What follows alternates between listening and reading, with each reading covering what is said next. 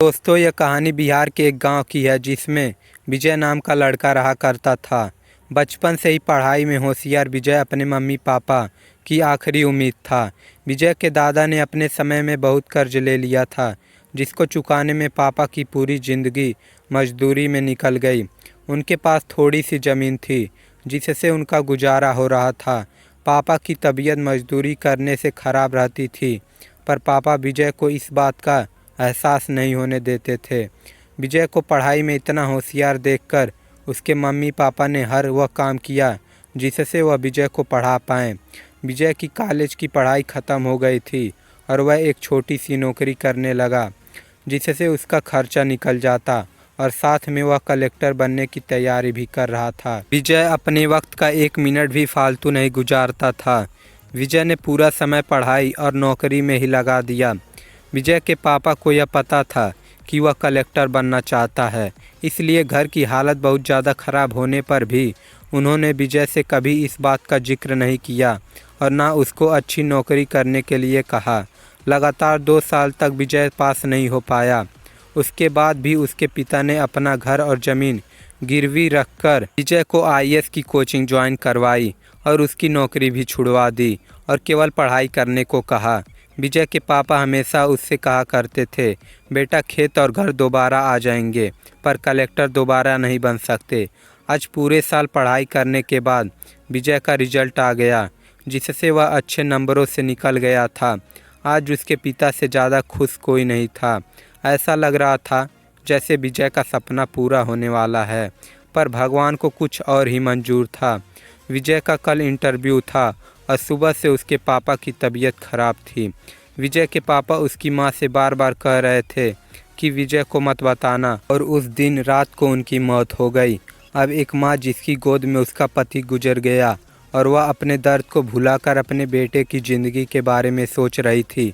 माँ ने पड़ोसियों तक को इस बात का एहसास नहीं होने दिया कि उसका पति अब नहीं रहा। पूरी रात ऐसे रोई कि आवाज़ भी ना निकले, और सुबह विजय जब इंटरव्यू देने जाने लगा तब माँ और पापा के आशीर्वाद के लिए उसने माँ को कॉल किया। माँ ने पूरी हिम्मत लगा दी अपना सच छुपाने के लिए और विजय को आशीर्वाद दिया। और जब विजय ने पापा से बात करने को कहा तो माँ बोली, पापा अब तुमसे बात नहीं करेंगे, अब वह कलेक्टर से बात करेंगे। इतनी बात करके माँ ने फ़ोन रख दिया। विजय का जब इंटरव्यू हो गया तब उसे बताया गया कि उसके पिता की तबीयत खराब है, उसको तुरंत घर जाना है। विजय को एक पल नहीं लगा अपने पिता की हालत समझने में। घर पहुंचकर पिता के पैरों में गिरकर वह ज़ोर ज़ोर से रोने लगा और कहने लगा, पापा उठो, देखो मैं कलेक्टर बन गया। आज उसके पिता को वह खुशी मिली होती जिसका उनको वर्षों से इंतज़ार था, पर आज वह इस दुनिया में नहीं थे। भगवान विजय के पिता की ज़िंदगी में सुख लिखना ही भूल गए थे। पहले वह अपने पिता के कर्ज में ज़िंदगी भर मजदूरी करते रहे और फिर बेटे के सपनों में फिर घर और ज़मीन गिरवी रखनी पड़ी। वह ज़िंदगी में कर्ज लेकर आए और कर्ज लेकर चले गए। विजय के पिता को भले ही ज़िंदगी में कुछ ना हासिल हुआ हो, पर वह अपने लड़के को इस काबिल बना गए कि वह अपनी 7 पुश्तों को बैठे बैठे खिला पाए।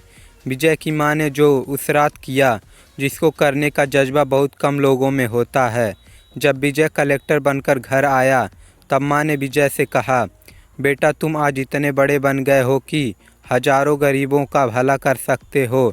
जब भी तुम्हारे सामने कोई गरीब मदद मांगने आए तो अपने पिता और मेरे बारे में सोचना। मैं तुम्हारे बराबर पढ़ी लिखी और समझदार तो नहीं हूँ, पर इतना ज़रूर जानती हूँ, गरीब आदमी की बहुत मजबूरी होती है। तुम कभी किसी का बुरा मत करना। शिक्षा।